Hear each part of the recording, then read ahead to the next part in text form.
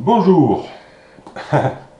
Aujourd'hui, on va regarder comment faire pour prendre une image qu'on trouve sur un site internet et l'insérer dans un document LibreOffice. Donc, en premier lieu, il faut aller chercher son image. Alors, l'autre jour, tu voulais prendre le logo de Tricotécœur. Donc, on va aller sur le site de Tricotécœur.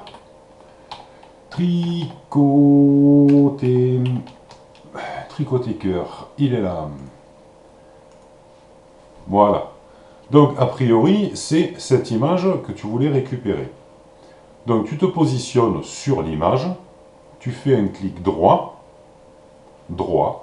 enregistrer l'image sous, tu vas l'enregistrer dans un répertoire quelconque. Là, je vais le mettre dans le même répertoire que la vidéo, mais ça n'a aucune importance. L'essentiel, c'est que tu te rappelles où tu l'arranges.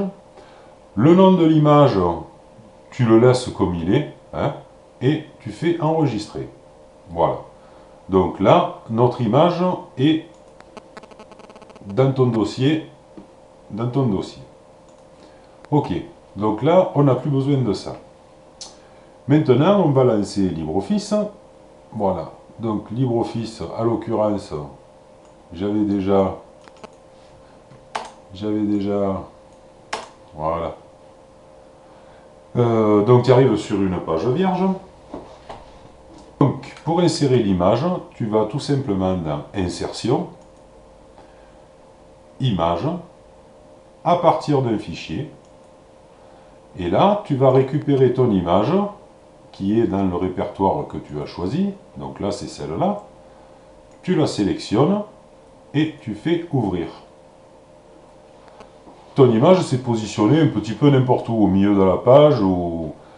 Quand tu passes dessus, que tu la sélectionnes, tu vois que le curseur change, ça devient une petite croix avec 4 flèches.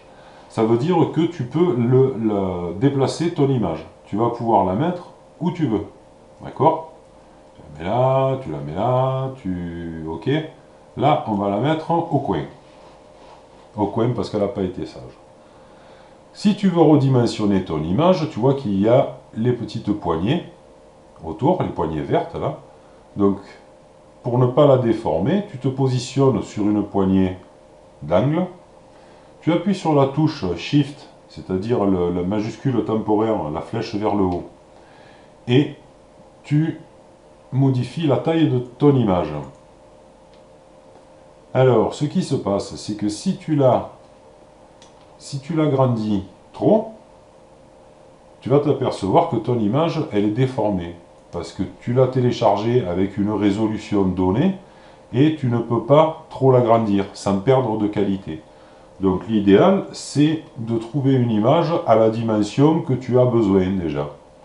Parce que là, on a été sur le site de Tricotécœur, mais on peut très bien tenter de faire une recherche sur Google où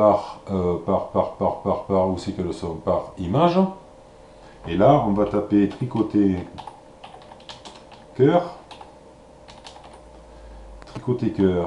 tac. Et là, on se retrouve avec eh ben, il n'y a pas beaucoup de fois le logo, hein. Il y a beaucoup d'images fil d'art, Tricotécœur, ou... Enfin bon. Il faut que tu trouves une image qui te convienne et que tu n'auras pas besoin de trop agrandir. Ok? Donc là maintenant, ben, tu pourras taper ton texte à côté. Alors comme je suis un gros feignant, on va aller chercher du texte tout fait. On va aller chercher du texte tout fait. Par exemple, je le copie et je vais venir le coller ici. Tac. Voilà. Donc là, les traits rouges, c'est le correcteur orthographique. Forcément, c'est du latin et forcément, il ne le connaît pas trop. Donc notre image, tu vas voir que si on la déplace, eh bien, le texte se modifie en conséquence. D'accord? Alors, si tu veux modifier, voilà, c'est un petit peu plus que prévu, mais si tu veux modifier ça, tu vas dans disposition, alignement, adaptation du texte. Donc alors, oui, je fais vite, mais Tu te mets sur l'image, tu fais un clic droit, adaptation du texte, et tu as différents choix. Ok? Alors, soit il n'y a pas d'adaptation, c'est-à-dire que tu ne peux pas mettre de texte à côté de l'image. Ok? Il y a le renvoi relatif à la page, c'est ce qu'on avait. D'accord? Il y a le renvoi dynamique à la page.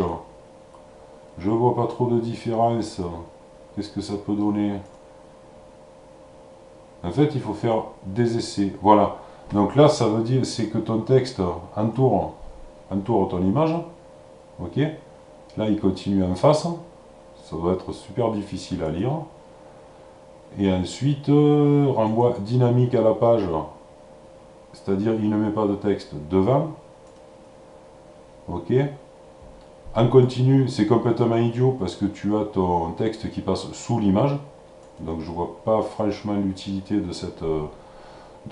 comment dire, de cette solution-là. Donc c'est vrai que souvent quand même les images on les met dans un angle ou on les met, ok. Et ensuite,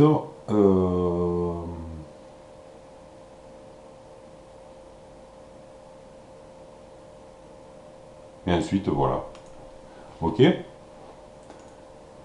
Donc eh ben, je crois que c'est fini. Allez, à bientôt.